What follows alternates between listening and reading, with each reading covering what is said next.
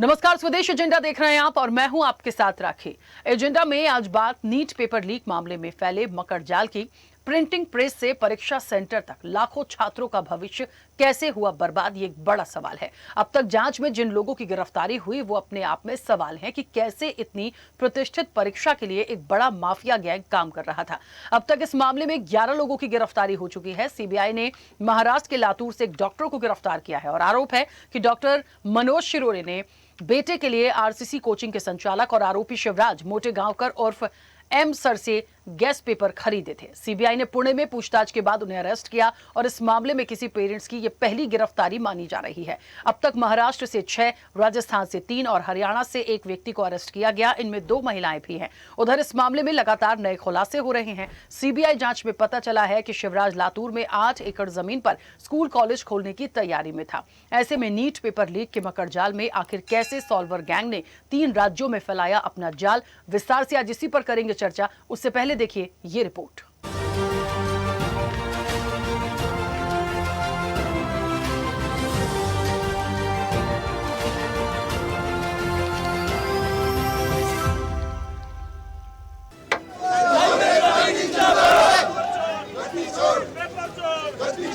सरकार आप ही के साथ है।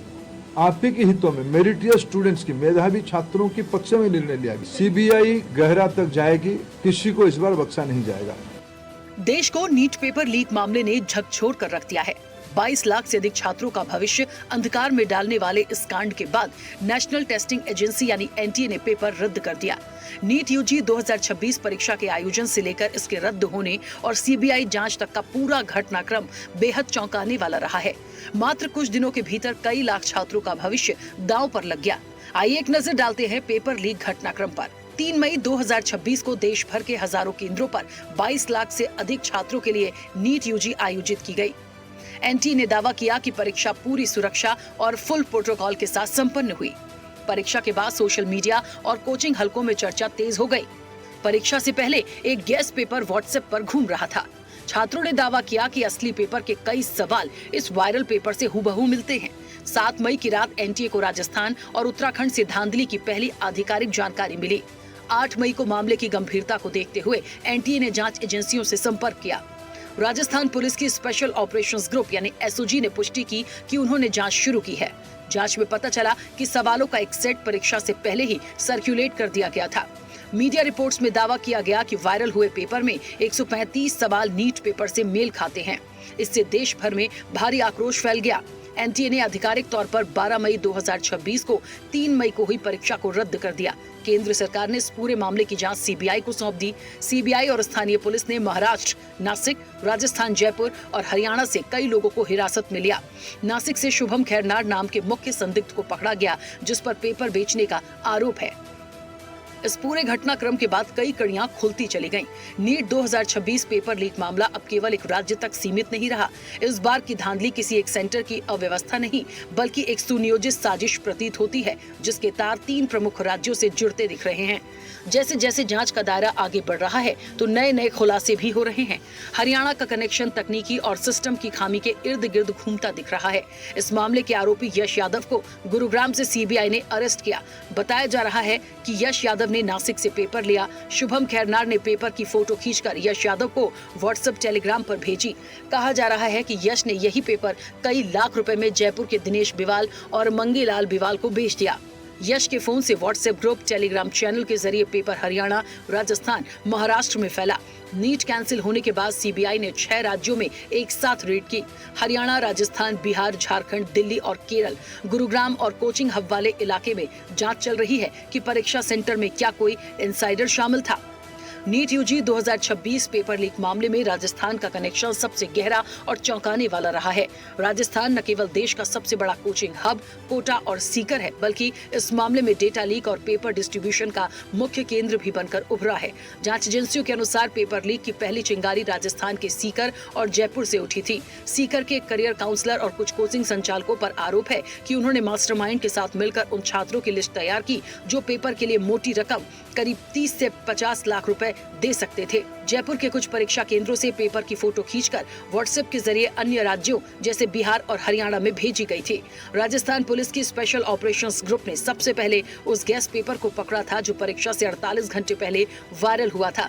इस वायरल पेपर में 410 सवाल थे, जिनमें से 135 सवाल असली नीट प्रश्न पत्र से हूबहू मिलते थे। एसओजी ने ही ये पुख्ता किया कि ये केवल संयोग नहीं बल्कि एक संगठित चोरी थी। इस पूरे मकड़जाल में बिहार का कुख्यात सॉल्वर गैंग का अहम किरदार बताया जा रहा है। जांच में जिस शख्स का नाम सामने आया उसका नेटवर्क बिहार के अलावा झारखंड और उत्तर प्रदेश तक फैला है। ये गैंग पेपर को एक्सेस करके उसके उत्तर तैयार करने और फिर उसे छात्रों तक पहुंचाने का काम करता है। पुलिस ने पटना के कुछ इलाकों में छापेमारी कर सेफ हाउस का पता लगाया था। इतना ही नहीं, कोचिंग माफिया और डेटा शेयरिंग की भी जांच घेरे में है।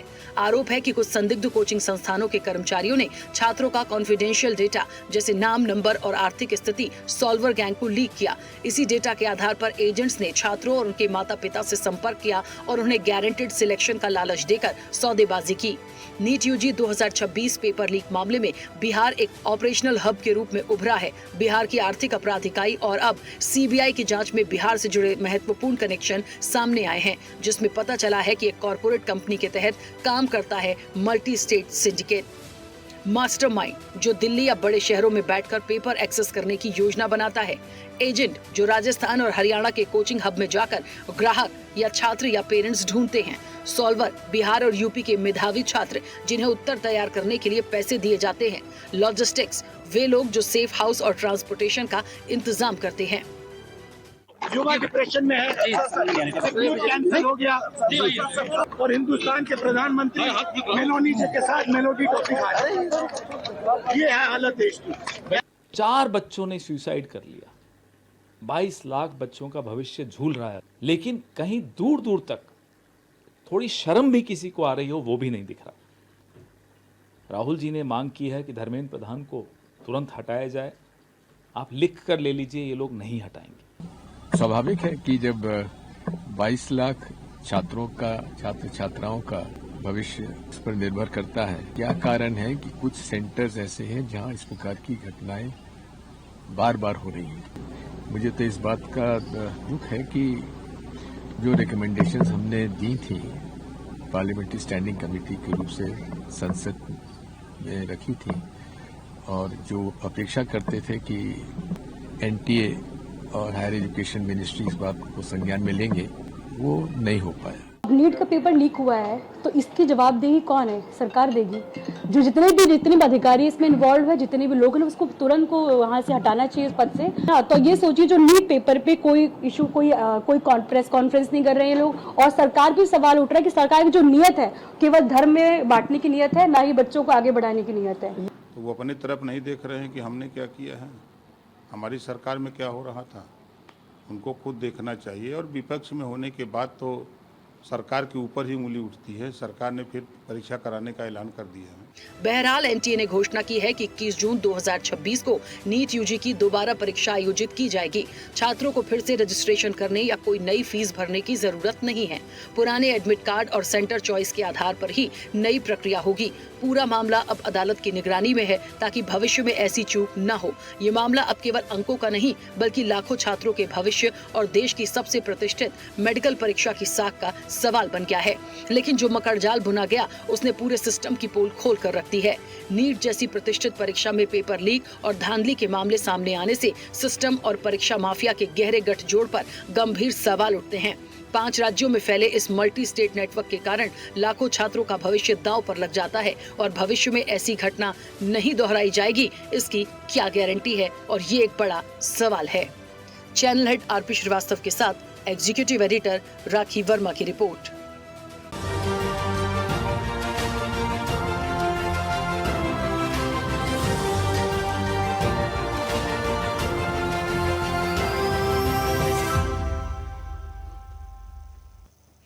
चलिए, तो नीट परीक्षा पर सवाल है और वाकई में एक बड़ा मकड़जाल है, और इसलिए है क्योंकि बात एक जगह की और एक स्टेट की नहीं है। लगातार जो खुलासे अब धीरे धीरे हो रहे हैं और जिन लोगों की गिरफ्तारी हुई है वो एक बहुत बड़ा सवाल खड़ा करती है कि ना जाने कितने वक्त से ये तमाम चीजें चल रही थी। क्यों? क्योंकि नीट को लेकर या पेपर लीक को लेकर ये कोई पहला घटनाक्रम नहीं हुआ है। तो आज सच में समझ में आता है कि बहुत बड़ा एक पूरी गैंग इसके पीछे काम कर रही थी। दूसरा सबसे बड़ा पहलू ये भी है कि अब 22 लाख छात्रों के भविष्य की बात है। ठीक है, आप दोबारा परीक्षा कंडक्ट करा रहे हैं, आप दोबारा उनसे फीस नहीं लेंगे, लेकिन एक मेंटल प्रेशर तो होता है। और जो चीजें रिलीज हो गई थी उस समय पे सोचिए छात्रों ने क्या कुछ फेस किया। तो छोटी सी एग्जाम नहीं है, ये एक प्रतिष्ठित परीक्षा है जिससे निकलने के बाद बच्चे अपना एक भविष्य कहां पर आंक रहे थे। तो कुल मिलाकर एक सवाल हमेशा बना रहेगा जब जब ये एग्जाम होगा, और अभी भी जो बच्चे परीक्षा देंगे, भले ही आप कितनी बातें करिए, ये एक बहुत बड़ा सवाल है। और दोबारा इससे भी बड़ा सवाल, दोबारा इस बात की क्या गारंटी है कि इस तरह की कोई घटना सामने नहीं आएगी। सीधे चर्चा पर चलेंगे, तमाम मेहमान जुड़े हैं। सबसे पहले आपका परिचय करा दें। भारतीय जनता पार्टी का पक्ष रखेंगे केसी जैन। केसी जैन जी, बहुत स्वागत चर्चा में जुड़ने के लिए। कांग्रेस का पक्ष रखेंगे पवन डोंगरे। पवन जी, आपका भी बहुत स्वागत है। आम आदमी पार्टी का पक्ष रखेंगे सैयद मोहम्मद तकी। मोहम्मद तकी जी, आपका भी बहुत स्वागत है। कोचिंग संचालक हैं नीरज तिवारी, अब से कुछ देर में हमारे साथ जुड़ेंगे, उनका भी स्वागत है। शिक्षाविद हैं चेतन जैन। चेतन जी, आपका भी बहुत स्वागत है। और अधिवक्ता हैं सुप्रीम कोर्ट के गगन शर्मा। गगन जी, आपका भी बहुत स्वागत है। चर्चा की शुरुआत सबसे पहले चेतन जी आपसे करती हूँ। मुझे सुन पा रहे हैं? जी सुन पा रहा हूँ। हाँ, देखिए, मैं चर्चा की शुरुआत क्योंकि जो हमारे एक्सपर्ट है उनसे करूंगी, चाहे कोचिंग संचालक हो या शिक्षाविद हो या हम सुप्रीम कोर्ट के अधिवक्ता तक जाएं। यहां से चर्चा शुरू करना मतलब, क्योंकि उस सब्जेक्ट को लेकर उस पर्टिकुलरली उनकी बात बहुत क्लियरिटी से आएगी, क्योंकि पक्ष विपक्ष तो आरोप प्रत्यारोप में चला जाएगा, लेकिन इस एग्जाम में आगे की कोई गारंटी कौन देगा और क्या सिनेरियो होगा वो बेहद जरूरी है। तो चेतन जी, जो कुछ भी नीट पेपर लीक को लेकर अब तक हुआ और अब तक जो चीजें सामने आई हैं या जिन लोगों की गिरफ्तारी हुई है, और एक बड़ी गिरफ्तारी, जो पहली गिरफ्तारी किसी पेरेंट की मानी जा रही है, जो अब से कुछ देर पहले का अपडेट था, पुणे से जो गिरफ्तारी की गई है कि वो खुद एक चाइल्ड स्पेशलिस्ट हैं, पेशे से एक डॉक्टर हैं, उन्होंने अपने बेटे के लिए क्वेश्चन पेपर खरीदे। मुझे ऐसा लगता है ये सारी चीजें इस एग्जाम को लेके और जो लोग इस पेशे में अपना भविष्य बना रहे हैं उनके लिए बहुत बड़ा सवाल है। और सवाल इस बात का भी है कि आप क्या पढ़ रहे हैं, क्या कर रहे हैं, और अपने आप को उस ओहदे पे पहुंचाने के लिए जो बाकी लोग हैं उनके भविष्य से खिलवाड़ कर रहे हैं। दोबारा ऐसा ना हो, और ये जो कड़ियां आई हैं इसको लेकर क्या कहेंगे, और एक सुझाव बहुत बेहतर यदि आपका हो तो पहले तो मुझे सबसे पहले हम सभी लोगों को चर्चा में ये भावना के साथ आगे बढ़ना चाहिए कि इसमें जो कष्ट हुआ है ना, वो आपके और हमारे बच्चे को हुआ है, और वो 15 से 20 साल की उम्र के दायरे में है। जब हम 15 से 20 साल की उम्र में थे तो हम कितने संवेदनशील थे अपने आसपास के माहौल से, हमारे साथ हो रही घटनाओं से, और वो घटनाओं का असर आज तक हम पर है। तो हमें ये देखना चाहिए कि हमने लाखों बच्चों को चोट पहुंच गया, इसको ध्यान में रख के चर्चा को आगे बढ़ाना चाहिए। सबसे पहला तो मेरा ये सुझाव है, जिससे बातचीत में कोई हम समाधान की तरफ आगे बढ़ें, एक दूसरे के अपक्ष विपक्ष में ना बोलते रह जाएं, केवल समस्या में कहीं पहुंचे और कुछ सोचे भी। दूसरी बात ये है कि ये बाजार व्यवस्था ने हमारे बच्चे को एक प्रोडक्ट बना दिया है, ऐसा मेरे को फील आ रहा है कि वो इतने सारे अपराधी, इतने सारे लोग, ये इतने अधिकारी कहाँ से आ रहे, क्यों आ रहे, क्या लालच है, इसमें पैसा बहुत है। वो बच्चा जो MBBS करेगा ना, उसका जो सामाजिक प्रतिष्ठा है बच्चे का, उसका इतना ज्यादा महत्व हो गया है कि इतना पैसा इसके अंदर है, और अगेन इसमें बच्चा ही कष्ट में है। तो मैं यहाँ रुकूंगा, ये मेरे लिए भी थोड़ा तकलीफ जैसी बात है कि हम कुछ भी नहीं कर पा रहे, मतलब मैं कुछ नहीं कर पा रहा हूँ। तो आप बाकी साथी आगे बात रखें। ठीक है, चलिए मैं वापस आऊंगी। नीरज जी अभी कनेक्ट नहीं है हमारे साथ। गगन जी, मुझे सुन पा रहे हैं? जी, मैं आपको सुन पा रहा हूँ। हाँ, गगन जी, देखिए, सुप्रीम कोर्ट में कई याचिकाएं लगाई गई हैं और NTA को भंग करने की एक मांग की गई है।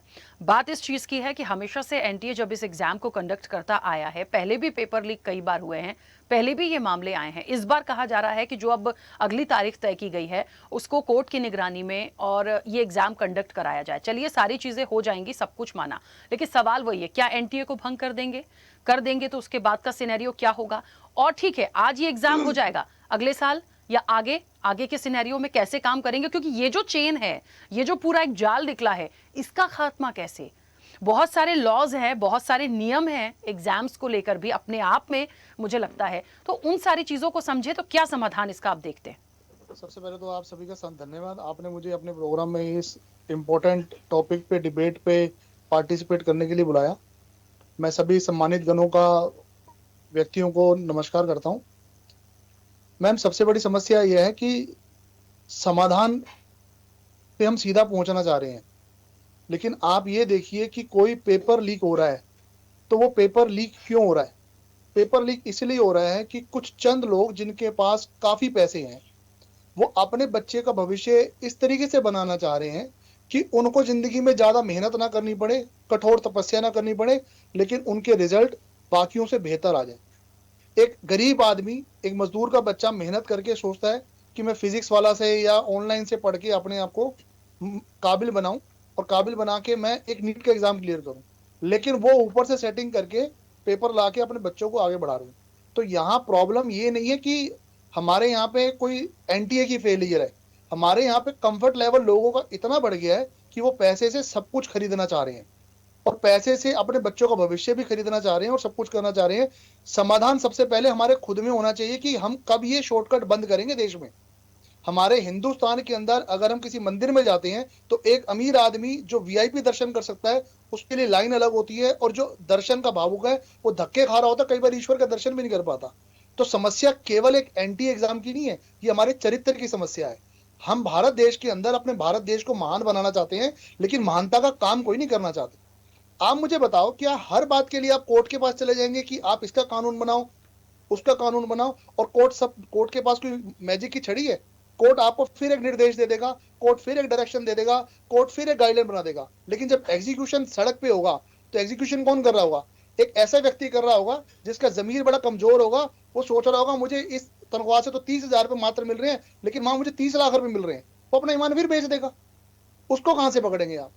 तो मैं तो बड़ा दुखी हूं इन बच्चों के भविष्य के साथ। मुझे लगता है कि हमारे देश के अंदर कानून प्रक्रिया बनी जरूर है, लेकिन वो इतनी स्ट्रांग नहीं बनी कि लोगों को कानून का भय हो।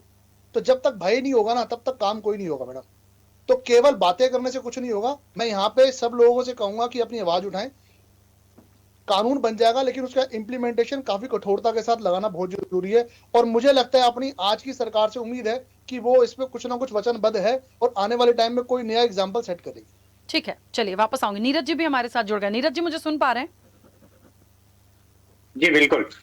नीरज जी, मुझे ऐसा लगता है इस पूरे मामले में, paper leak, NEET paper leak मामले में बहुत सारी जो कड़ियां निकल कर आई हैं, उसमें जो कोचिंग इंस्टीट्यूशंस हैं उनकी भूमिका, उनके साथ देखिए जो जुड़े हुए हैं, मतलब इसमें ना ऐसे ऐसे लोगों के नाम आए हैं जिनको कमाई करनी है, जिनका एक फिक्स जो एजेंट्स होते हैं उनकी बात अलग हो गई, फिर जो कोचिंग संस्था वाले थे उनका भी कहीं पे जोड़ गोल हुआ। कहते हैं ना कि सबको पैसा चाहिए, सबको कमाना है।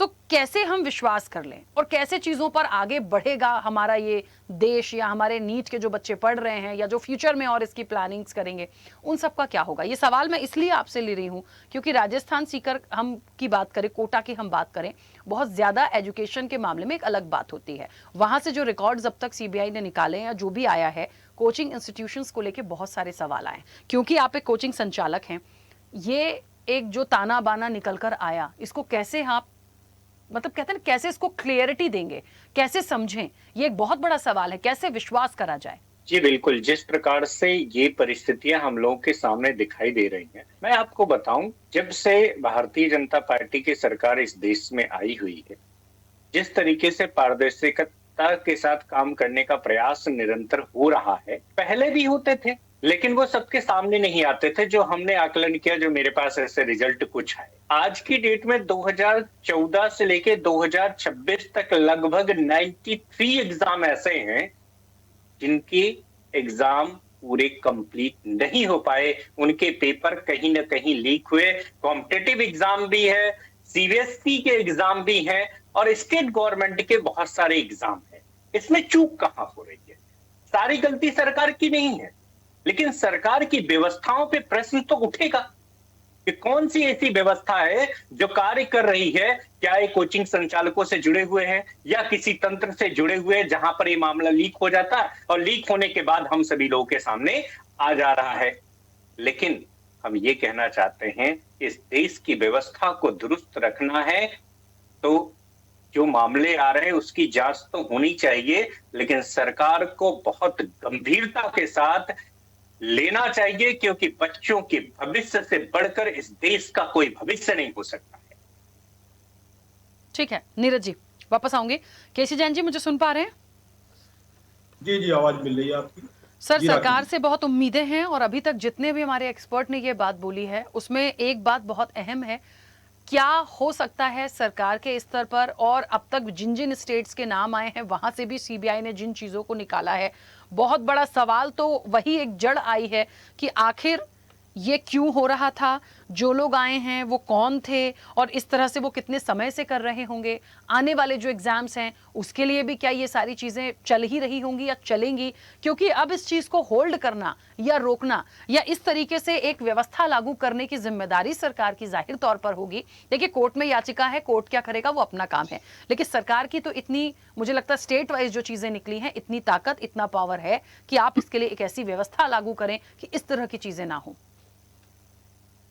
जी जी, देखिए, अभी चाहे आदरणीय नीरज जी हो, चाहे चेतन जी हो, और हमारे साथी एडवोकेट शर्मा जी ने जो बातें रखी, बिल्कुल किन्हीं इनमें से किसी की बात को नकारा नहीं जा सकता और मुद्दा भी गंभीर है।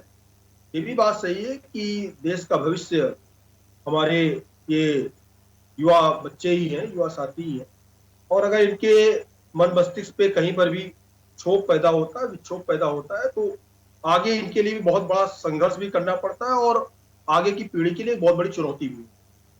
अब बात आती है कि भाई पेपर लीक को लेकर के, तो अभी जो चीज शर्मा जी ने कही कि भाई पेपर लीक कौन करा रहा है और क्यों करा रहा है, तो जैसे बाल विवाह का समस्या थी, बाल विवाह कोई बच्चे अपने आप नहीं कर ले रहे, उसमें जिम्मेदारी किसकी थी? उसमें जिम्मेदारी गार्जियन की थी।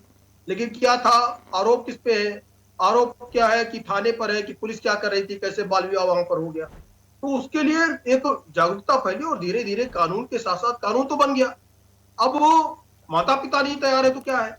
तो वैसे जो लोभी लोग हैं समाज में, जो एक डॉक्टर है, डॉक्टर अपने बेटे को डॉक्टर बनाने के लिए 50-50 लाख रुपए घूस देने के लिए तैयार, पेपर के पढ़ाई के लिए जो पैसा लगेगा लगेगा, उनके पास पैसा है तो गरीब बच्चा नहीं पढ़ सकता, उसके लिए पेपर की व्यवस्था कर। लेकिन मेन चीज उससे ही बड़ी बात यह है कि इस पेपर को लीक किसने किया, शुरुआत कहां से हुई? शुरुआत हुई पेपर सेटर से। जो पेपर सेटर है यानी रक्षा की भक्षक अगर बन जाए, अगर पुलिस कमिश्नर है वही भ्रष्टाचारी हो जाए, एक चौकी इंचार्ज भ्रष्टाचारी, उस पर एसओ कमान कर सकता है, एसओ गड़बड़ हो जाए सीओ कर सकता है, सीओ गड़बड़ हो जाए उसके ऊपर उच्च अधिकारी कर सकते हैं, फिर उससे उच्च अधिकारी कमिश्नर कर सकता है, कमिश्नर ही भ्रष्टाचारी, कमिश्नर छोड़िए डीजीपी अगर भ्रष्टाचारी हो गया, फिर तो जो कानून है, कानून क्या करेगा उसके बाद?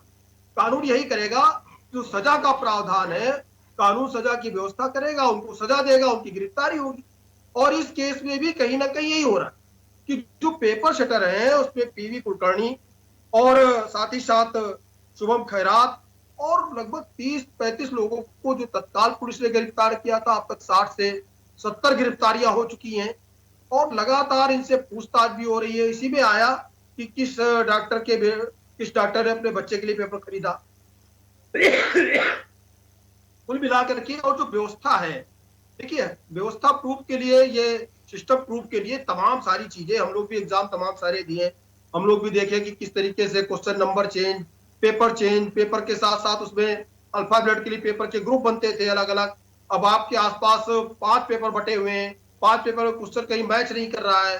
साथ ही साथ क्या होता था, जो सालों बैठते थे अल्फाबेट के नाम से, वो भी चेंज कर दिया गया सिस्टम को समय के साथ साथ। तो बहुत सारे चेंजेज आए, चेंजेज होते होते इतना फुल प्रूफ सिस्टम बनाया गया कि क्योंकि इसमें एनटीए का इस एग्जाम का आयोजन कराती है कि कई सारे पेपर शटल लेकर के उनके पेपर्स को मिक्स करके तमाम सारी चीजें की गई कि कहीं से भी पेपर आउटिंग की सिस्टम ना रहे।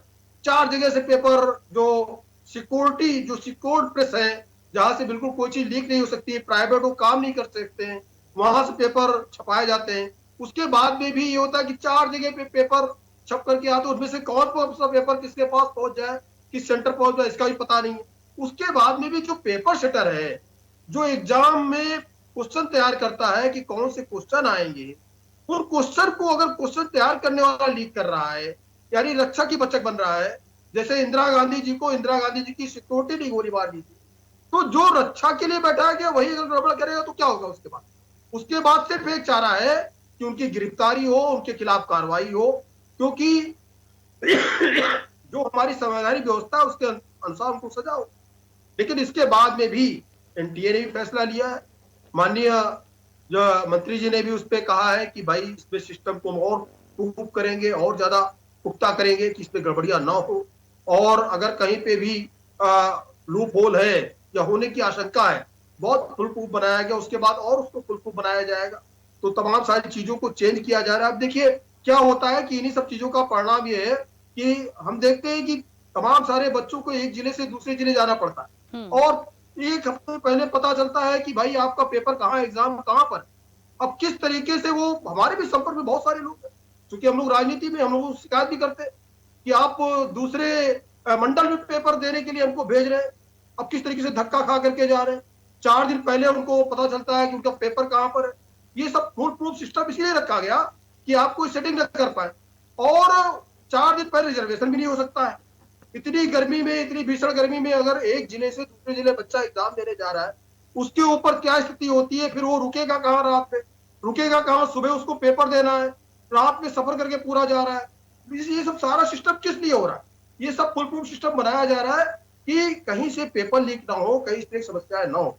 और तमाम सारे पेपर कराए भी हैं जो बिना लीक के हुए, लेकिन अगर कहीं कोई समस्या पैदा हुई है, उस पर सवाल उठा करके ये कह देना कि एनटीए को खत्म कर दिया जाए इसके लिए, या मंत्री इस्तीफा दे दे, तो भागना हुआ। ठीक है केसी जी, बनने चाहिए, और सरकार ने ये निर्णय लिया है कि इसको और ज्यादा फुल प्रूफ किया जाए, जिससे कि इस तरीके की समस्याएं ना हो। ठीक है, चलिए वापस आऊंगी। पवन जी मुझे सुन पा रहे हैं?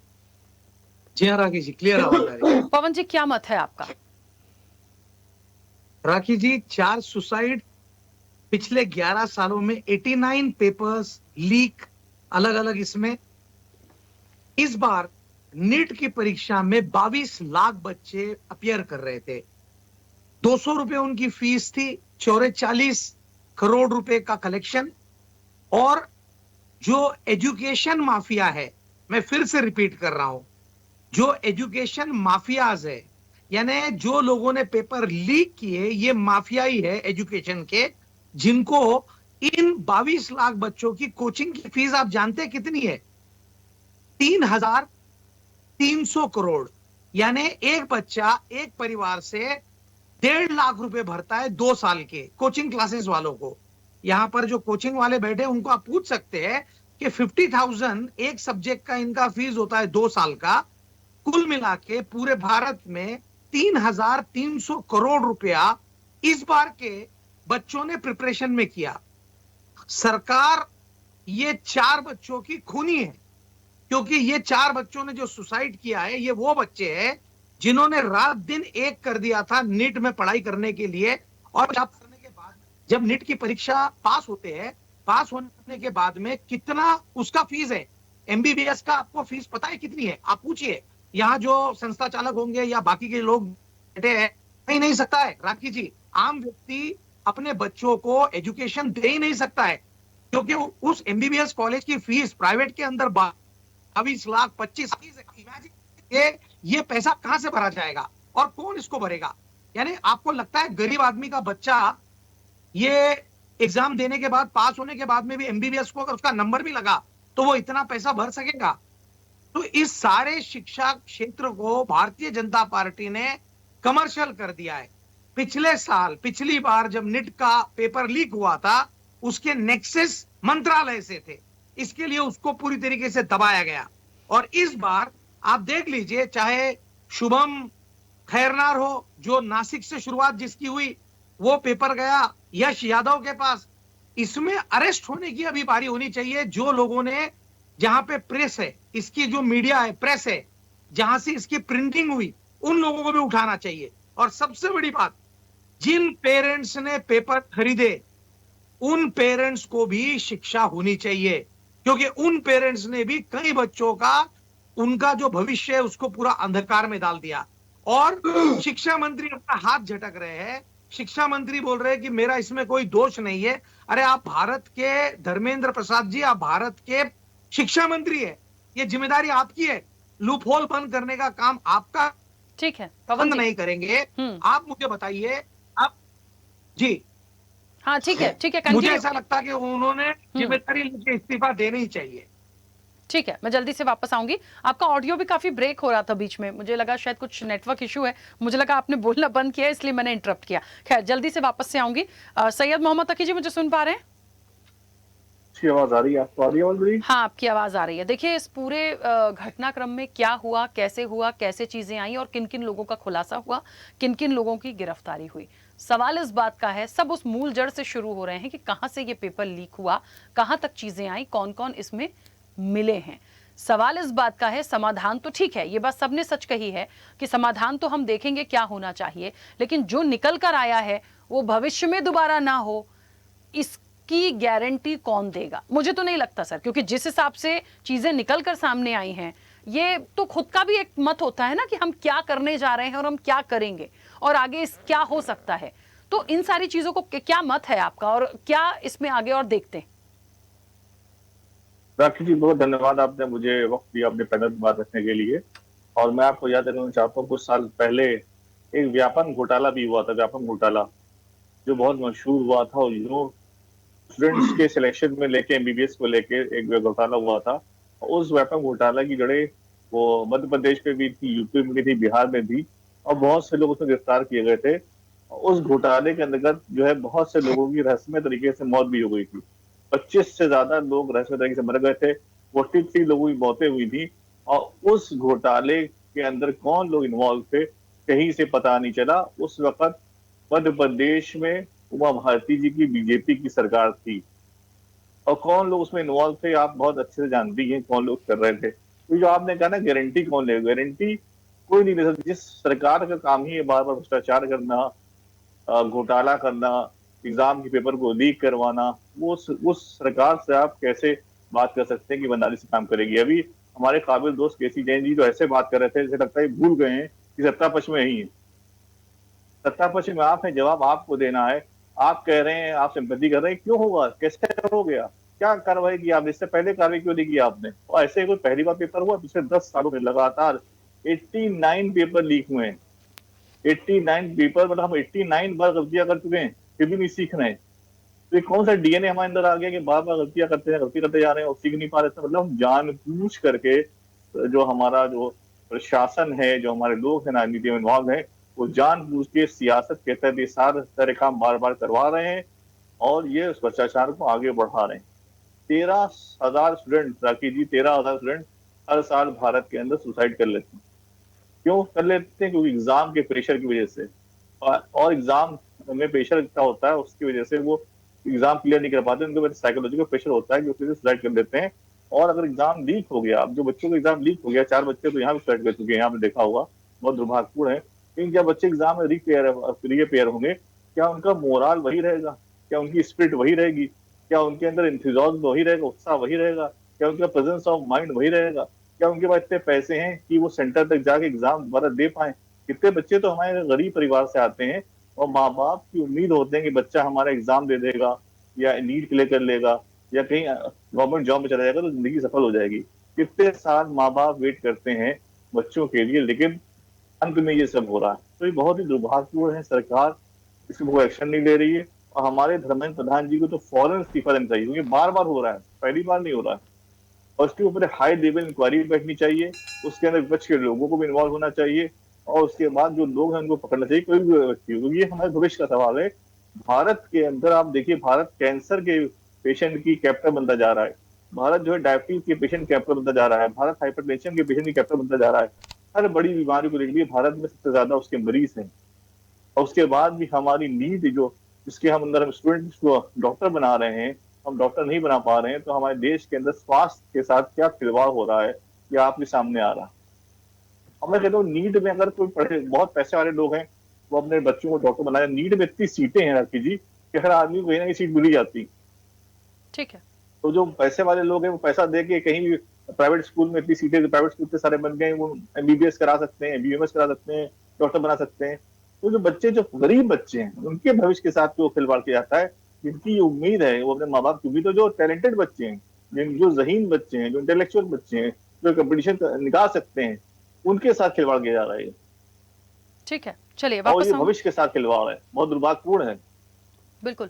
चेतन जी, एक बार फिर से आप ही की तरफ एक महत्वपूर्ण सवाल को लेकर बहुत सारे लोगों ने अपने अलग अलग तरीके से सुझाव दिए हैं और हर व्यक्ति यही चाहता है कि इसकी जो मूल जड़ है उसका खात्मा हो, लेकिन उसका समाधान नहीं दिखता। देखिए, अभी जो हुआ, जो चीजें शुरू हुई, उस पर कार्रवाई हो, सटीक कार्रवाई हो, बड़ी कार्रवाई हो, होगी, क्योंकि जिनकी गिरफ्तारी हुई उन्हें छोड़ तो दिया नहीं जाएगा।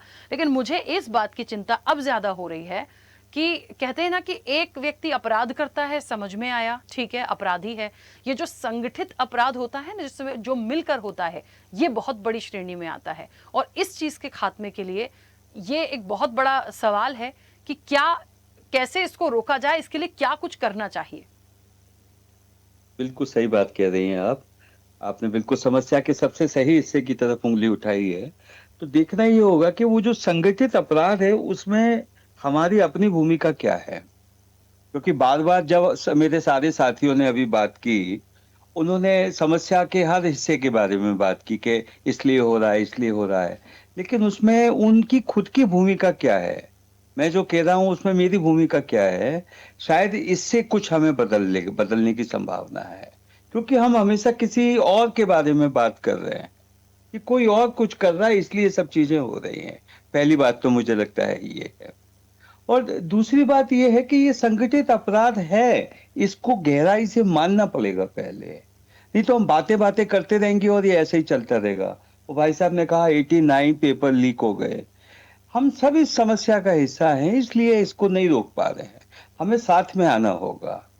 ये आज नीट की परीक्षा फेल हो गई और हमें झटका लगा और हम डिस्कशन कर रहे हैं, ये धीरे से गुजर जाएगा, फिर सब हम वैसे ही हो जाएंगे। तो वो थोड़ा सा चेतना हमें ठीक करनी पड़ेगी। जी, शुक्रिया। बिल्कुल ठीक है।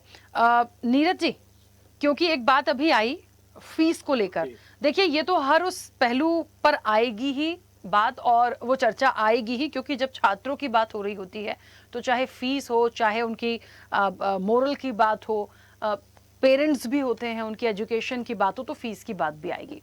क्योंकि एक कोचिंग संचालक होने के नाते यदि वाकई में हम बच्चों को जो पढ़ा रहे हैं, हमारे पास हर तरह के बच्चे होते हैं, हर क्राइटेरिया के बच्चे होते हैं जो उस एग्जाम को करते हैं, जैसे भी सभी लोग कह रहे थे कि भाई उन बच्चों का क्या जो असल में क्लियर कर सकते हैं या बढ़िया अच्छा स्कोर कर सकते हैं, लेकिन आप पहले ही खरीदी करके या भ्रष्टाचार करके ये सारी चीज़ें करेंगे और मान लीजिए किसी कोचिंग से जहाँ से वो पढ़ रहा है वहाँ की भी भूमिका की संलिप्तता आ जाए, तो सर ये तो मुझे लगता है कि जो उस कोचिंग का संचालक है, जैसे बहुत सारे लोगों की चीज़ें आई हैं निकल के, आप भी गलत कर रहे हैं।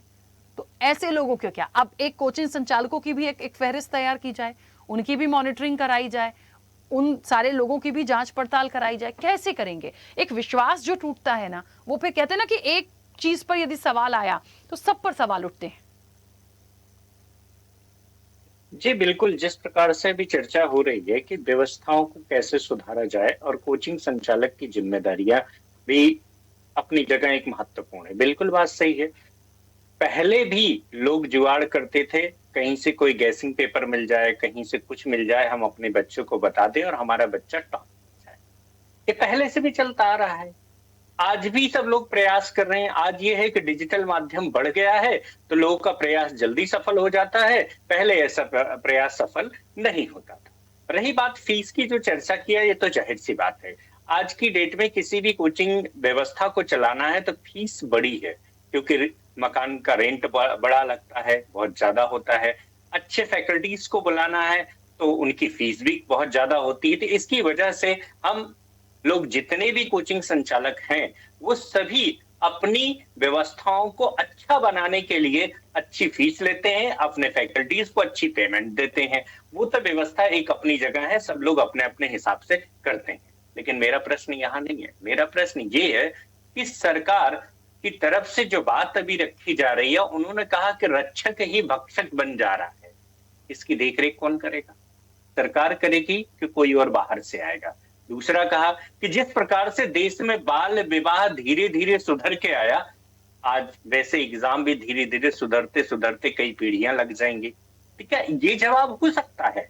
देश में शिक्षा व्यवस्था यदि बिगड़ रही है तो लोगों का विश्वास टूट रहा है, बच्चों का भविष्य बिगड़ रहा है, बच्चे सुसाइड कर रहे हैं, इसकी चिंता सरकार को करनी है। इसकी चिंता सरकार नहीं करेगी तो आने वाला समय इतनी ज्यादा बेरोजगारी हो जाएगी जिसकी कोई हद नहीं है। आजकल मैं सुन रहा हूं कि कोई डिजिटल एक पार्टी चल गई है, नाम मैं नहीं लेना चाहता हूं, उसके फॉलोअर्स बहुत हो गए हैं। उसमें कहा जा रहा है जुड़ना वही जो बेरोजगार हो, जुड़ना वही जो कोई काम ना कर रहे हो। इस देश में लगभग करोड़ों ऐसे विद्यार्थी हैं जो घर पे बैठे हुए, पहले 20 से 25 साल की उम्र में तय हो जाता था बच्चा नौकरी कर रहा है कि व्यापार करने जा रहा है। आज की डेट में 35 से 40 साल हो गया, बच्चा अभी कुछ कर ही नहीं पा रहा। जब भी एग्जाम देते जाता है तो पता चलता पेपर लीक हो गया, व्यवस्थाएं बिगड़ गई और वो बच्चा घर बैठ गया, या तो कहीं फांसी लगा ले या तो कहीं घूम रहा है, बस 200 रुपए के इंटरनेट के डेटा के साथ वो दिन बिता रहा है। इस देश को बहुत ध्यान रखना होगा कि जिस प्रकार से देश, अपने भारत देश के इर्द गिर्द जितने भी देश हैं वहां पर जेनजी ने क्या हाल किया है, कहीं ये स्थिति हमारे भारत में ना आ जाए, इसकी चिंता सरकार को करनी है। इसका दोष पेरेंट्स को नहीं देना है, इसका दोष समाज को नहीं देना है। वो तो हमेशा जुगाड़ लगाता है कि हमारा बच्चा कितनी सरलता के साथ एग्जाम पास कर जाए और हमारा बच्चा डॉक्टर बन जाए, उसे आए या ना आए वो विषय अलग है। जीवन तो हमेशा कठिनता से सरलता की ओर ही आगे बढ़ रहा है ना। हर कोई चाहता है कि सरलता से हो जाए। पहले हम लोग डिबेट करने के लिए बराबर स्टूडियो जाना पड़ता था, आज डिबेट हम ऑनलाइन कर रहे हैं। क्या ये सरलता नहीं है? सरलता हर कोई ढूंढ रहा है, लेकिन परिश्रम करवाने का ढंग सरकार को निर्धारित करना है कि किस तरीके से हम अपनी व्यवस्थाओं को मजबूत करें कि कोई चीज लीक ना हो। अब मैं एक छोटी सी बात राखी जी वो कहूँ, आप कहें तो मैं, बड़ी सीरियस बात है कि हमने कुछ अधिकारियों से बात किया। अधिकारियों ने क्या जवाब दिया कि भैया मेरे पास कर्मचारी नहीं है, हम जैसे तैसे करके अपनी व्यवस्थाएं कर रहे हैं। इसका मतलब ये हो गया कि भारत में सरकारी अधिकारियों की संख्या कम हो गई, वो आउटसोर्सिंग करने लगे। जब से व्यवस्थाएं आउटसोर्सिंग में आई है तब से ये समस्याएं बढ़ती चली गई है।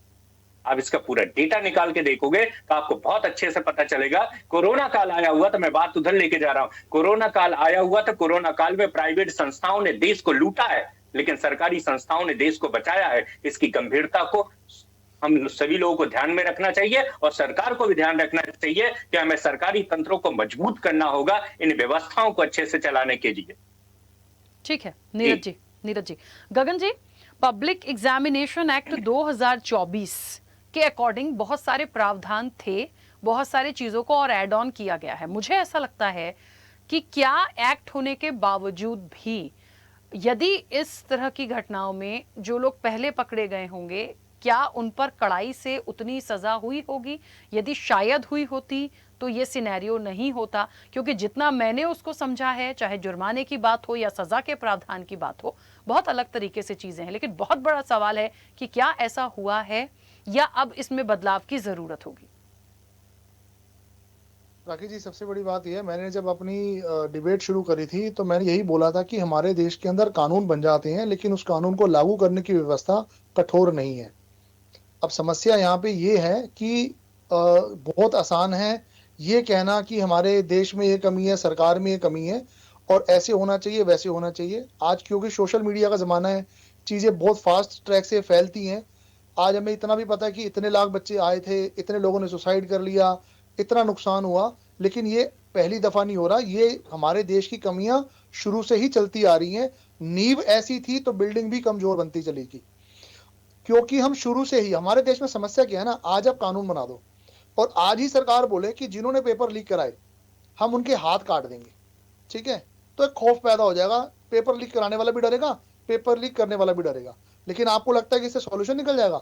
इससे 10,000 ज्यादा लोग सड़कों पे उतर जाएंगे कि ये जो सरकार है इतने निर्मम कानून बना रही है, लोगों के साथ अत्याचार कर रही है। तो हमारा देश ऐसी जगह पे दूरी पे घूम रहा है कि ना तो हमको डिसीजन लेना चाह रहे हैं और ना हम समस्याओं से बचना चाह रहे हैं।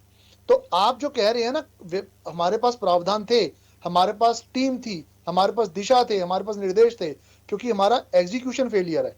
कि सरकार अपना, मैं ये नहीं कहूंगा सरकार ने दायित्व नहीं लिया, सरकार ने दायित्व लिया, टाइमली एक्शन लिया, उसने अपनी रेपुटेशन को स्टेक पे लगाया कि मेरा नाम बर्बाद हो जाए, लेकिन इस गुनाह की वजह से ऐसा ना हो कि कोई ऐसा व्यक्ति नीट का पेपर क्लियर कर जाए जिसके पास रिसोर्सेज थे और जिसने मेहनत करी उसके पास उसको उसका फल ना मिले। तो सरकार ने इमीडिएट एक्शन लिया, लेकिन prevention is always better than a cure.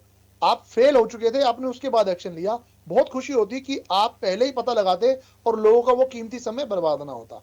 तो पास्ट में हमारे पास कानून बहुत अच्छे थे, लेकिन इंप्लीमेंटेशन हमारा वीक था। और मैं आपको फिर से बात बताना चाहूंगा, जब तक हम नहीं सुधरेंगे ना तो समाज नहीं सुधरेगा। हमें खुद को कन्वीनियंस चाहिए, उन अमीर लोगों को कन्वीनियंस चाहिए। और मैं आपको बताता हूं, अभी कई न्यूज चैनल में ऐसे अमीर लोग आज भी आके इसके बारे में बुराइयां कर रहे होंगे जिन्होंने खुद अपने बच्चों की सेटिंग करने के लिए प्रयास किया होगा। एक छोटे से हॉस्पिटल में अगर आपको ट्रीटमेंट कराना है ना, तो आप जाके कोशिश करते हो कि मेरी लाइन से पहले जाके डॉक्टर मुझे देख ले और मैं जाके पहले अपना प्रायोरिटी पे अपना ट्रीटमेंट करा लूं। हमें वीआईपी कल्चर छोड़ने की आदत ही नहीं है। उसके पीछे भी रीजन है, हमारी जनसंख्या इतनी ज्यादा है, रिसोर्सेज इतने कम है, वो कंपटीशन से लड़ने से हम इतना डर रहे हैं कि हम एथिक्स को भूल बैठे हैं, हम अपने अंदर के इंसान को मार बैठे हैं। इसकी वजह से जो हमारे छोटे बच्चे हैं, मासूम बच्चे हैं, जिनको पता भी नहीं कल हमारे फ्यूचर में क्या होने वाला है, उनके ऊपर इतनी बुरी बात बीत रही है। और कल को हम क्या कर रहे हैं, हम अपनी वही नहीं बना रहे हैं। आने वाले टाइम में कल वो युवा होंगे, कल को वो कहेंगे हमारे साथ ऐसा, हम भी कल को ऐसा करते हैं। तो समस्या तो हमारे सबके अंदर है, सरकार का फेलियर भी है और सरकार को उसकी तरफ ध्यान भी देना चाहिए। लेकिन मैं केवल ये कहूंगा कि भारतीय जनता पार्टी का फेलियर है तो ये गलत बात है। मैं क्योंकि किसी पॉलिटिक्स को रेफरेंस नहीं कर रहा हूं, मैं एक आम आदमी को रिप्रेजेंट कर रहा हूं। ये फेलियर हमारा शुरू से चलता आ रहा है। ठीक है गगन जी, इसी चीज को थोड़ा सा आगे बढ़ाऊंगे। केसी जैन जी, देखिए अब क्योंकि चीजें हुई हैं तो फेलियर बिल्कुल कहा जाएगा। शुरू से अब तक चीजें हुई हैं, सब लोग जिम्मेदार हैं। लेकिन एक जो बात आई है, जिस एक्ट की मैं बात कर रही हूं, देखिए कानून कब बनता है ये हम सब जानते हैं, किस तरीके से वो पास होता है, फिर जाता है, इंप्लीमेंट होता है, ये हमें सबको पता है। लेकिन उसको कड़ाई से पालन कराने की जिम्मेदारी किसकी है? यदि चीजें इस तरह की आई हैं, यदि इम्प्लीमेंटेशन प्रॉपर हो और यदि इस तरह से उस पर कार्रवाई की गई होती, शायद हम एक उम्मीद तो कर सकते हैं कि कुछ कमी आती। लेकिन यहाँ तो बेखौफ होकर चीजें चल रही, क्योंकि सबको पता है आगे जाके कुछ ना कुछ होगा, बेल भी मिल जाती है, बहुत चीजें हो जाती हैं। तो ये फिर कैसे रुकेगा सर? देखिए राखी जी, अभी गगन जी ने जो बात कही वो बहुत स्वागत योग्य बात कही कि कहीं ना कहीं नैतिकता जो हमारे अंदर मर गई है ना, उस पर भी ध्यान देना होगा। और ये कह देना, अभी हमारे साथी जो बात हमारे नीरज जी ने कही, मैं उसका पुरजोर विरोध करता। कैसी बातें करते, कितने निम्न स्तर की बातें करते नीरज जी बैठ करके। मतलब कोचिंग मालिक बहुत मोटा मोटा पैसा ले रहे हैं तो उसका तर्क दे रहे हैं कि भाई बहुत मोटी फीस देनी पड़ती एक्सपर्ट को, बहुत महंगा किराया देना पड़ता है, उसको तो जायज ठहरा दिया। और दूसरी तरफ क्या कहते हैं, उसको भी जायज ठहरा रहे हैं, जिस चीज को जायज नहीं कहा जा सकता है। मतलब चोरी की एकदम निम्न स्तर की बात को भी आप स्वीकारोक्ति कर रहे हैं कि गार्जियन इसमें क्या करे, इसमें सरकार करे। हर कोई कि भाई मेरा बेटा सिलेक्ट हो जाए, पैसा देके पेपर खरीदना पड़े, क्या फर्क पड़ता है। मतलब एक कोचिंग संचालक होकर के कितने निम्न स्तर की बात करते हैं। इसी तरीके की सोच वाले लोग अपनी कोचिंग में पेपर खरीद करके बेचने का काम करते हैं। क्यों? क्योंकि हमारी कोचिंग का नाम हो जाए। अभी हम 1.5 लाख फीस ले रहे हैं, अगले साल हम 5 लाख फीस लेंगे। हमारी कोचिंग से 30 बच्चे सिलेक्ट हुए। ये इस तरीके की जो सोच है ना, यही चीजें समाज के अंदर गंदगी लेकर के आती है। यानी गार्जियन को ना खाऊंगा ना खाने दूंगा जो वादा किया था मोदी जी ने, उसका क्या हुआ? केसी जैन जी, सरकार आप ही की है, आप भूल जा रहे बार बार। जब मोदी ने वादे किए थे कि भ्रष्टाचार नहीं मिटा दूंगा, ना खाऊंगा ना खाने दूंगा, ना कुछ लीक होने दूंगा, ना कुछ भ्रष्टाचार कर पाएगा, या तो लगातार खाए जा रहे हैं लोग, या तो बंदरबाट हो रहा है। चोरी है, चोरी अगर चोरी नहीं है, सरलता है, फिर काहे को आरोप लगा रहे हैं भाई पेपर आउट हो गया? जिनके पास पैसा था उन्होंने आउट करा लिया, आप उनकी तारीफ कर, फिर काहे को दोष दे रहे हैं भाई? सरकार आपकी है केसी जैन जी, सत्ता में आप हैं। किस तरीके की बातें हो रही है कि हर कोई सरलता से सत्ता में आप भैया, जागो जागो मोहन प्यारे। मतलब चोरी कर रहा है वो सही कर रहा है, खाली दोष उसका है जो चोरी कर रहा है, उसका दोष नहीं है। जिसने मजबूत ताला नहीं लगाया ना, सिर्फ उसका दोष है। तो किसी चोर को पकड़ना ही नहीं चाहिए। चोरी हो रही होगी जिम्मेदार है, उसको पकड़ना जिसके चाहिए। अंदर चोरी हो रही है को पकड़ना ही नहीं चाहिए। क्या बात करते? दूसरी बात यह है, अभी तकी साहब ने कहा कि भाई मध्य प्रदेश में ये घोटाला हुआ, वो घोटाला हुआ।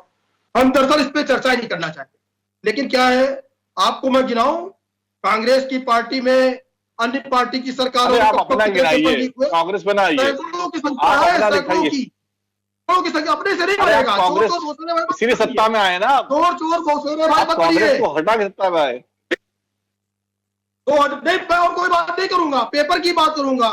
घोटाले तो आपने बहुत सारे किए और आपकी सरकार भी चली गई दिल्ली से। आप कांग्रेस को हटा के सत्ता में आए, इसलिए 10-12 साल सत्ता में बीजेपी है। हम शिक्षा पे ही जा रहे हैं। अब सुन लीजिए, आप बोल रहे थे, सुन लीजिए, जवाब ले लीजिए, चूंकि आपने आरोप लगाया। 2021 में शिक्षा पात्रता जो परीक्षा थी, वो रीट की परीक्षा कांग्रेस की सरकार में राजस्थान में ही लीक हुई, पूरा पेपर निरस्त हुआ उसका। मात्र 2 दिन पहले 2022 में राजस्थान में ही लोक सेवा आयोग की परीक्षा, कांस्टेबल भर्ती परीक्षा हुई, वो लीक हुई। क्यों लीक हुई भाई? कौन बैठा था वहां पर? उसके बाद में 2011 में इंजीनियरिंग कॉलेज का जो परीक्षा थी, सेम ऐसी घटना हुई थी, सेम ऐसी घटना। वहां पर भी जो पेपर सेटर थे, प्रीतम सिंह थे, पेपर सेटर। आपने क्या किया? एक मिनट केसी जैन जी, जो देखिए पेपर सेटर थे प्रीतम सिंह, ये बात उन्होंने वहां पर घोटाला किया। केसी जैन जी, एक मिनट, ये पॉइंट तो क्लियर हो गया कि सिर्फ भारतीय जनता पार्टी को कटघरे में खड़ा नहीं कर रहे हैं। ये तो गगन जी ने भी बोला, अब तक जो भी जितनी भी सरकारें हैं वो जिम्मेदार रही हैं, लेकिन फिलहाल जो चीजें हुई हैं, वर्तमान में जो चीजें चल रही हैं, उसको लेके तो कड़ाई से पालन कर सकती है सरकार। बात इस चीज की है। राखी जी, हम वही बता रहे हैं कि क्या है कि धीरे धीरे तमाम सारे संशोधन हुए। कितनी सरलता से पेपर होते थे, खास करके लड़कियों का पेपर तो स्टाफ ही रहता था। अगर कहीं दूसरे सेंटर गया तो शहर के अंदर रहता। बहुत ज्यादा हुआ आसपास के जिले में हो, अब दूसरे जिलों में जाना पड़ रहा, दूसरे मंडल में जाना पड़ रहा। किस लिए? क्योंकि ये जो आपने एक जो आपने बात कही, बहुत अच्छी बात कही, कि ये जो गैंग है पूरा, और जो एक पूरा ग्रुप सिनेरियो बनता है, जो एक संयुक्त रूप से जो अपराध करने की है, तो ये इस नेक्सस को तोड़ने के लिए ही किस मंडल में किस व्यक्ति का पेपर जाएगा, कब कहां पे पेपर होगा, ये मात्र 4 दिन 5 दिन पहले पता चल पाता है, जब उसका एडमिट कार्ड, जिससे कि वहां पे कोई सेटिंग ना हो, कुछ चीजें ना हो। रही बात पेपर लीक की, नहीं मैं एक चीज बता रहा हूँ, थोड़ा जल्दी से अभी एक आरोप लगाया, बस खत्म कर रहा हूँ, बहुत 2 पॉइंट में मैं 2 लाइन में खत्म कर रहा हूँ। अभी एक आरोप लगा, नीरज जी ने एक बात और कही कि भाई इसका जो है प्राइवेटाइजेशन हो रहा है, संविदा पे लोग आ रहे हैं, और जो भर्तियां हो रही हैं, जो सरकारी भर्ती हो नहीं हो रही। इसमें पता है किसने घोटाला किया? किसने घोटाला किया? जिसकी बहुत अच्छी तनख्वाह है, जो पेपर सेटर है उसकी बहुत अच्छी तनख्वाह होती है, और अच्छे बड़े कॉलेज के प्रोफेसर को लिया जाता है, परमानेंट प्रोफेसर होता है। और मैं आपको एक चीज बता दूं, अभी एक नया सिस्टम भी सरकार ने लागू किया है, लगभग उत्तर प्रदेश सब जगह पे है ये, कि नो रिलेशन फॉर्म एक बनाया जाता है, कि आपके परिवार का, आपके घर का कोई रिश्तेदार कहीं पर भी कोई परीक्षा नहीं दे रहा है। एक नो रिलेशन फॉर्म, एक टीचर से, एक वहां पर जो ड्यूटी करता है उससे, एक चपरासी से लेके जितने भी लोग एग्जाम में होते हैं, उनसे सबसे नो रिलेशन फॉर्म एक भरवाया जाता है कि आपके घर परिवार रिश्तेदार का कोई पेपर ये नहीं दे रहा, तभी उसको शामिल किया जाता है। ठीक है केसी तो जैन, इस तरीके से वो व्यवस्था होने के बाद फिर वही बात आती है कि जो पेपर सेटर है, जिसकी अच्छी तनख्वाह है, अच्छा पैसा दिया जा रहा है, पेट भर के पैसा दिया जा रहा है, उसके बाद उसकी नीयत खराब है। अगर इंदिरा गांधी जी का कत्ल है, उसके सुरक्षा गार्ड कर सकते हैं, उनको सजा ही हो सकती है, बाकी और प्रूफ सिस्टम हो सकता है, क्योंकि उनकी लगातार मॉनिटरिंग हो कि भाई उनके मन में क्या चल रहा है, उसमें क्या होता है, एलआईयू की रिपोर्ट होती है, सिक्योरिटी की भी एलआईयू की रिपोर्ट होती है। तो फुल प्रूफ सिस्टम रखा गया है। फिर भी अगर कहीं कोई दिक्कत है, शिक्षा मंत्री जी ने कहा है, उन समस्याओं को दूर किया जाएगा और इस तरीके की घटना दोबारा नहीं हो, इसके लिए लगातार नई चीजों को ला करके, नए संशोधन करके एग्जाम कराया जाए। ठीक है, हाँ कुछ कहना चाह रहे हैं पवन जी, आप बोलिए, उसके बाद मोहम्मद तकी जी, बस थोड़ा जल्दी से कंप्लीट करिएगा, समय हो गया। राखी जी, चारों सुसाइड की जिम्मेदारी भारतीय जनता पार्टी की है। भारत के शिक्षा मंत्री ने इस्तीफा इसीलिए देना चाहिए कि उनके कार्यकाल में ये घटना घड़ी। 22 लाख लोगों ने सुसाइड नहीं कर लिया। मैं कड़े शब्दों का इस्तेमाल कर रहा हूं, नहीं बोला, आप पानी पी के थोड़ा शांत रहिए। जैन साहब पानी पी के शांत रहिए। आपका जैन साहब तो आपने बहुत बात कर लिया, सरकार को बहुत केसी जैन जी, केसी जैन जी, उन्होंने इंटरप्ट नहीं किया था, प्लीज दूसरे प्लीज, बात गलत करना गलत चाह नहीं, रहे हैं, प्लीज। करने दीजिए। केसी जैन अरे जी, क्या एक मिनट, बोलते हैं, मिनट बोले थे क्या ना। टीवी पर दूसरे लोगों को बात भी नहीं करने देंगे? भारतीय जनता पार्टी टीवी पर दूसरे लोगों को बात भी नहीं करने देगी? क्या दूसरे प्रवक्ता को बात करने का केसी मौका जैन जी, भी एक मिनट, वो बीच में नहीं बोले थे, ठीक है, कोई बात नहीं, विपक्ष है, उनको लगता है इस्तीफा होना चाहिए, अपनी बात रखने दीजिए। शर्म आनी चाहिए भारतीय जनता पार्टी के नेताओं को, भारतीय जनता पार्टी की सरकार को शर्म आनी चाहिए। आपके मंत्री ये कहते हैं कि हमारा कोई रोल नहीं है। अरे आपको शर्म आनी चाहिए। आप कैसा स्टेटमेंट दे रहे हैं? आपके कार्यकाल में जो एक वहां पर हौसला लेना चाहिए बच्चों को। अरे केसी जैन जी, जब आपको इतना समय मिला तो आप थोड़ा सा दूसरों का भी सुन लीजिए। हाँ, आपको इतनी खांसी आ रही तो पानी पीकर थोड़ा शांत रहिए, दूसरों का बात करने दीजिए, दूसरों का बात करने दीजिए, दूसरों का मुद्दे पे सुनने दीजिए ना। क्या भारत सरकार लोगों की आवाज दबा देंगे? ठीक है केसी जैन जी, एक मिनट रुकिए, चलिए केसी जैन जी प्लीज, अच्छा नहीं लगता ऐसा, अच्छा नहीं लगता, प्लीज प्लीज एक मिनट रुकिए। फैलाना चाहते हैं इस देश में, ठीक है, संविधान से हत्या करना चाहते हैं आप इस देश सैयद में। मोहम्मद तकी जी अपनी बात भारतीय रखिएगा जनता जल्दी से। पार्टी हत्या की पार्टी है। आपके वजह से वो 4 बच्चों की हत्या हुई है। वो चारों बच्चे जो एक्सपायर हुए उसकी जिम्मेदारी आपकी है, आपके नेताओं की सर है। प्लीज मानेंगे या मैं बात कराऊं, रिक्वेस्ट कर रही हूँ, बस एक लिमिट होती है सर, प्लीज। और इतने यहाँ पर टीवी पे बैठ अरे बाकी लोगों को बोलने दीजिए, केसी जैन जी क्या हो गया, एक मिनट रुकिए। शर्म आनी चाहिए आपको। ठीक है पवन डोंगरे जी प्लीज एक मिनट रुकिए। मोहम्मद तकी जी बोलिए। सुधार करने के लिए आप तो ये केसी अरे जैन जी दूसरों को साहब बहुत बात अच्छे करने का मौका कथावाचक दीजिए हैं। ना, वो क्या आप ही कथा बोलते बताने रहेंगे? लगते हैं। दूसरों ने सिर्फ सुनना। राखी जी, वो मेरा कथावाचक समय हैं। मुझको आपको सुनना पड़ेगा, आपने इनको बहुत समय दिया। भारतीय जनता पार्टी का हम निषेध व्यक्त करते हैं। उनके कार्यकाल में 11 साल में 89 टाइम पेपर लीकेज हुए, 4 बच्चों की सुसाइड हुई, 22 लाख बच्चों का नुकसान हो गया है। मुझे बताइए कि उन बच्चों ने कैसा शिक्षण लेना चाहिए, कितना मेंटल प्रेशर रहेगा उस पेरेंट्स के ऊपर, उन बच्चों पे, उन बच्चों के ऊपर। अरे जैन साहब आप शांत रहिए, आपको बहुत समय मिला, आपको बहुत समय मिला। ठीक है मोहम्मद शफी जी प्लीज अपनी बात रखिए। ठीक है पवन जी, मैंने सुनी आपकी बातें, एक सेकंड रुकिए। केसी जैन जी प्लीज मैं म्यूट करा दूंगी सर, अच्छा नहीं लग रहा प्लीज। आपको नेशनल टेलीविजन के ऊपर इतना सेंस होना चाहिए कि जब दूसरे व्यक्ति का समय चल रहा तो बीच में मत बोलिए ना। आपको दिया ना समय पार्टी ने, अरे आपको दिया ना, कितनी चापलूसी करेंगे? क्या जाके आपको मेडल मिलेगा क्या? म्यूट कर दीजिए प्लीज, म्यूट कर दीजिए, समय की सीमा है, बाकी लोग अपनी बात नहीं रख पाएंगे। मोहम्मद तकी जी प्लीज कंप्लीट करिए जल्दी से। देखिए केसी जैन साहब जो कथावाचक की तरह बात कर रहे हैं और हमेशा कांग्रेस के बाद पुराने दिन में कांग्रेस बजा रहे। कांग्रेस को बदल के जनता आपको सत्ता में लेके आई है, तो आपने वादा किया था मैं खाऊंगा ना खाने दूंगा, भ्रष्टाचार नहीं होने दूंगा, और आज भ्रष्टाचार लगातार 11 साल से हो रहा है। तो उसके लिए पूरी तरह जिम्मेदार बीजेपी है। बीजेपी सत्ता में रहने का अधिकार खो चुकी है। जितने भ्रष्टाचार हुए हैं, जितना करप्शन हुआ है पिछले 11 सालों में, उसको साफ लगता है ये अपनी जिम्मेदारी लेने को तैयार ही नहीं है। ये भाग जाते हैं कांग्रेस के पास, ये भूल जाते हैं कि सत्ता में यही है। इतना विपक्ष में बीजेपी रही है कि हमेशा वो भूल जाती है सत्ता पक्ष में वही है। और उन्होंने कोई भी बयान, आप देखें किसी ने कोई भी जिम्मेदाराना बयान नहीं दिया। जो लोगों ने बयान दिया उसी को रिपीट किया, अपनी जिम्मेदारी नहीं कि देखिए हम यहाँ हमारी जिम्मेदारी है, हम ये एक्शन लेंगे, कुछ नहीं की। 89 पेपर लिखे हुए, 89 पेपर क्या है, क्या कर रहे हैं आप? शर्म आनी चाहिए आपको। बच्चों के भविष्य का खिलवाड़ कर रहे हैं आप। मोहम्मद तकी जी ठीक है, नीरज जी कुछ कहना चाह रहे थे, जल्दी से बोलिए सर। जी, जिस प्रकार से भी चर्चाएं चल रही हैं, यहाँ पर ये पता ही नहीं चल रहा है बीजेपी के प्रवक्ता है कि सामान्य नागरिक की तरह चर्चा कर रहे हैं। केसी जैन जी, हम कोई प्रश्न नहीं कर रहे, कुछ नहीं कर रहे, बस केवल इतना सा प्रश्न कर रहे हैं कि इस पूरी व्यवस्थाओं को संचालित करने वाला सरकार जिम्मेदार है कि भारत की जनता जिम्मेदार है? दोनों में से बस ये बता दीजिए, जिम्मेदार कौन है? देश की जनता जिम्मेदार है कि सरकार जिम्मेदार? बहुत जल्दी कौन जिम्मेदार? जितने नहीं, आप बताइए। भ्रष्टाचार है, जैसे व्यापम में हमने जो प्रश्न किया उसका जवाब दीजिए। जो प्रश्न किया उसका जवाब दीजिए कि सरकार जिम्मेदार है कि भारत की जनता जिम्मेदार है? अरे नीरज जी, इनके विरोध में मत बोलिए ज्यादा, फिर जेल डाल देंगे तिवारी जी। और केसी जैन जी सरकार में जेल डाल देंगे आपको। नहीं, वो सरकार की बात रखे कहाँ? देखिए एक बात तो साफ है, एक बात तो साफ है, जिस नियम को कड़ाई से पालन करने की बात हो रही है, पहले तो वो हो जाए।